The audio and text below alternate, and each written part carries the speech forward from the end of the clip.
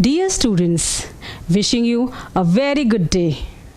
Today, I am going to teach you the poem My Mother at 66. This poem is from Flamingo book, class 12th. As you know, that woman has to play different role in her whole life, like mother, daughter, daughter-in-law, sister, etc. But I think so. Daughter is the most complex role she has to play in her whole life. In this poem, students, you come to know the relationship of mother and daughter, and the most complex human relationship, and fear of losing their loved ones in their life. This beautiful and emotional poem was written by कमला दास. कमला दास के बारे में हम कुछ जान लेते हैं. कमला दास, जिसे the mother of modern English poetry के नाम से भी जाना जाता है. She earn this label. उन्होंने इस लेबल को अपनी राइटिंग और अपनी पोइट्री के ज़रिए अचीव किया है.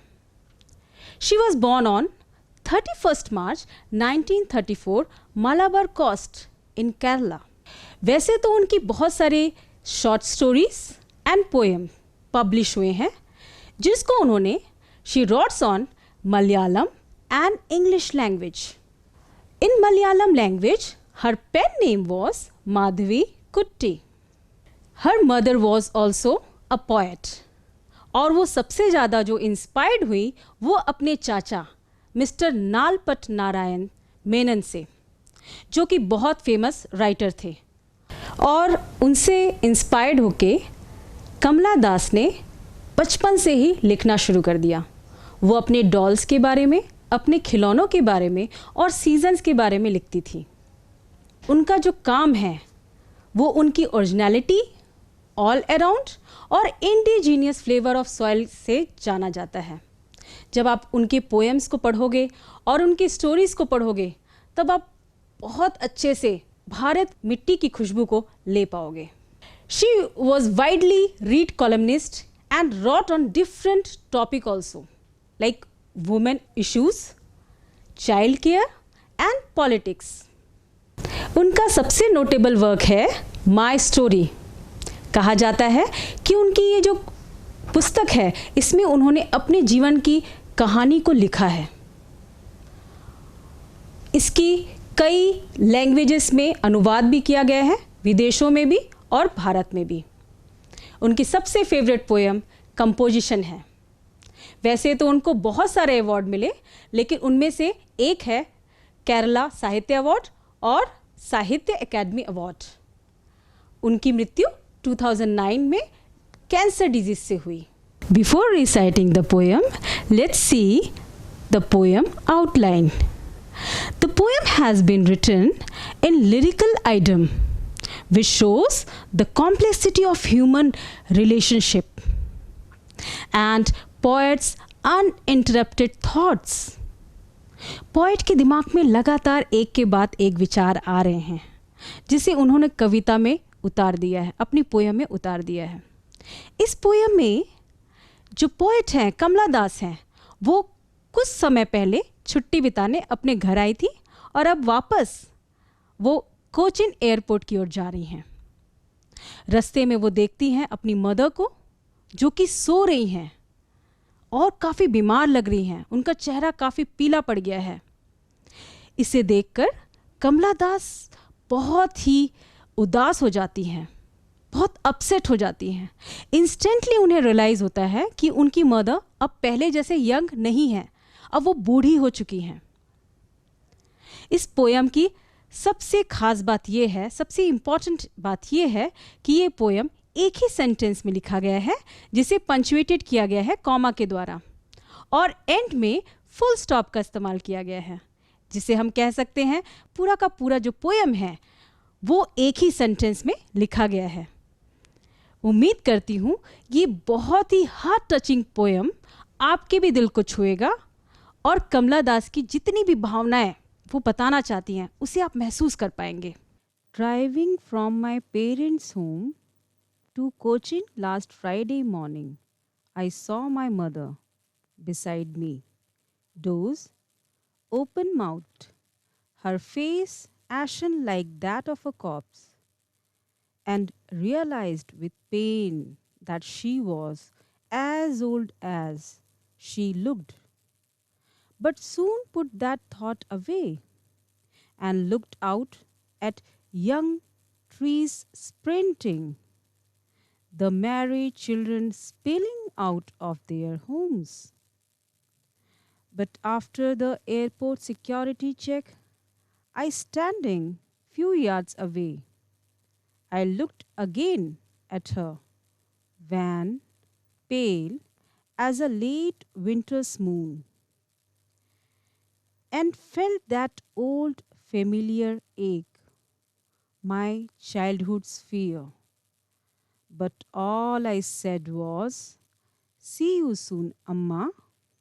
All I did was smile and smile and smile. हमने देखा पोयम को कैसे रिसाइट करना है and now let's go through the poem. I will explain you line by line. Driving from my parents home to Cochin last Friday morning. Last Friday morning को poet drive करते हुए Cochin airport की ओर जा रही हैं. I saw my mother beside me. वो कहती हैं मैंने अपनी मदर को देखा, वह मेरी बगल में ही बैठी हुई थी. Dose open mouth. डोज मतलब शॉर्ट स्लीप. वो हल्की नींद ले रही थी. उनका मुंह खुला हुआ था. Her face ashen like that of a corpse. अब पोएट उनको देखकर उनका कंपैरिजन, अपनी मदर के फेस का कंपैरिजन एक डेड बॉडी से करती हैं. कॉप्स मतलब डेड बॉडी. ऐसा क्यों करती हैं? क्योंकि उनको उनका चेहरा, अपनी मदर का चेहरा बिल्कुल ऐश की तरह लग रहा है. ऐश मतलब बिल्कुल लाइफलेस, बिल्कुल बेजान. और इसीलिए उन्होंने अपनी मदर का कंपैरिजन एक डेड बॉडी के साथ किया है. इस पूरे स्टेंजा में आप देखेंगे पोएटिक डिवाइस के रूप में पोएट ने यहाँ पे जो लाइन यूज़ किया है, her face ashen like that of a corpse, compare किया है डेड बॉडी के साथ. तो ये पूरा जो लाइन है, her face ashen like that of a corpse, एक सिमिली है. इसमें जो डिफ़िकल्ट वर्ड यूज़ किए गए हैं, डोज, कॉप्स. डोज का मतलब शॉर्ट स्लीप और कॉप्स का मतलब होता है डेड बॉडी.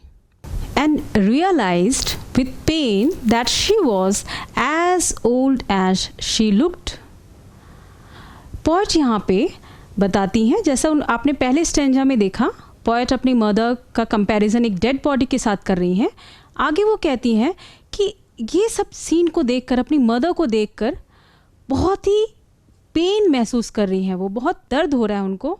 और अब उनको ये अचानक से रियलाइज़ होता है कि अब उनकी मदर पहले जैसे यंग नहीं रही. जितनी वो बूढ़ी दिख रही हैं उतनी हो चुकी हैं.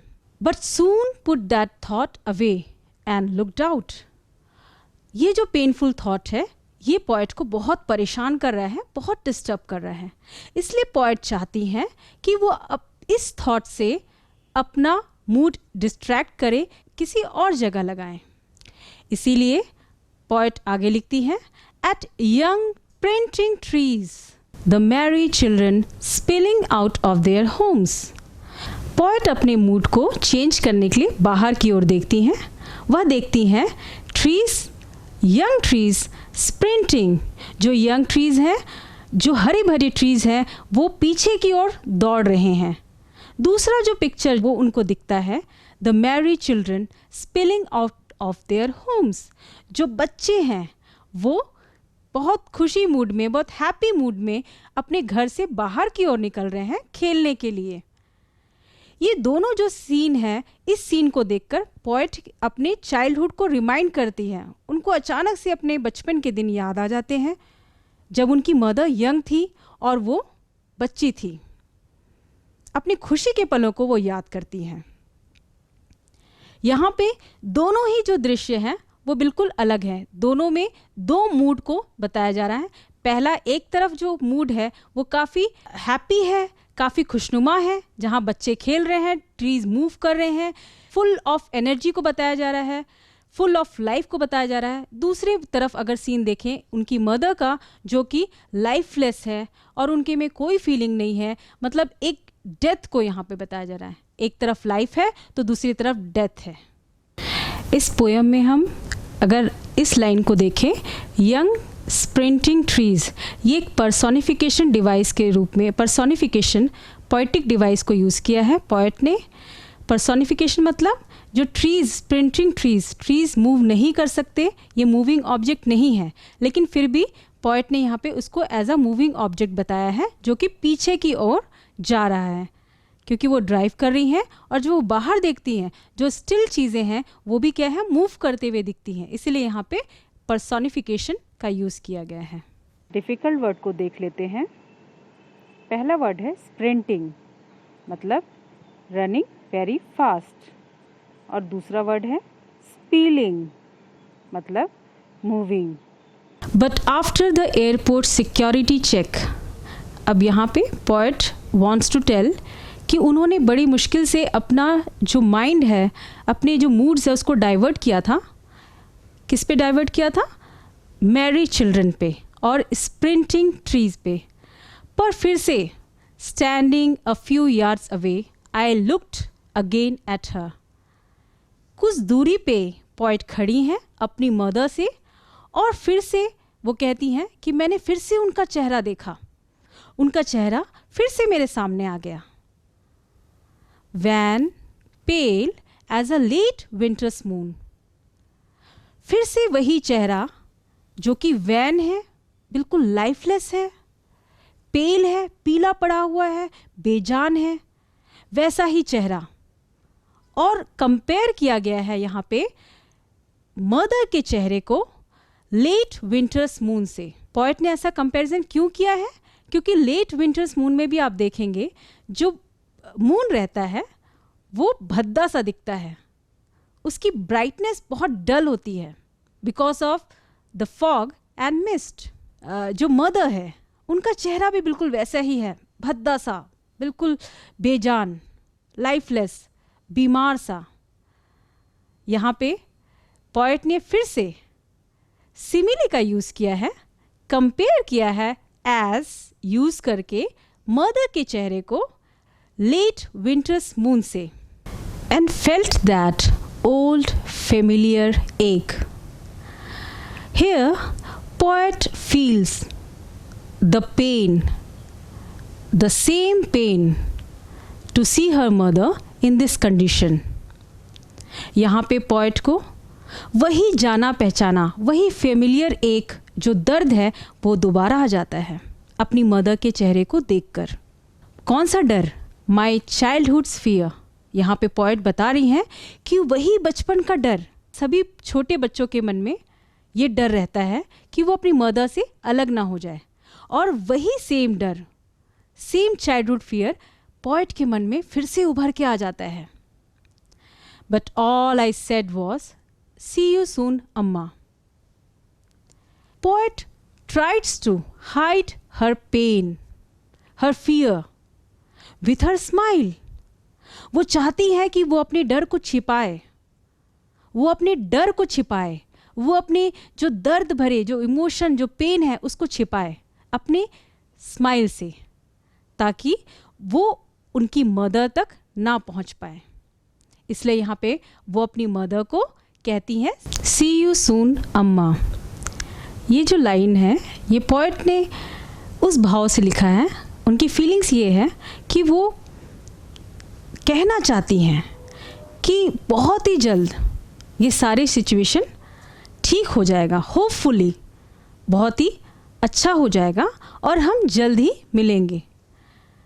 वो अपनी मदर को एक उम्मीद देना चाहती हैं कि वो बहुत ही जल्द स्वस्थ हो जाएंगी। All I did was smile, smile and smile.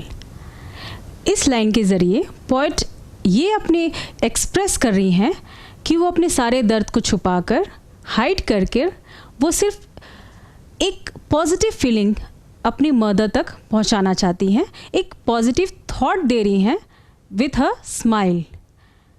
एक सिचुएशन को वो काफ़ी ईज़ करना चाह रही हैं क्योंकि वो काफ़ी टेंस्ड है, वो डरी हुई हैं, बहुत घबराई हुई हैं कि वो अपनी मदर से पता नहीं दोबारा मिल पाएंगी कि नहीं मिल पाएंगी, और ये सारे डर को वो अपनी मदर तक नहीं पहुंचाना चाहती, इसीलिए वो उनका फेयरवेल सिर्फ स्माइल से करना चाह रही हैं। और अंत में वो सिर्फ स्माइल स्माइल स्माइल 3 बार ये रिपीटेशन यूज़ किया उन्होंने वर्ड का, ताकि वो अपनी मदर तक एक अच्छा स्माइल छोड़ कर जाए और उनको रिलैक्स मूड में छोड़ कर जाए और एक उम्मीद छोड़ कर जाए।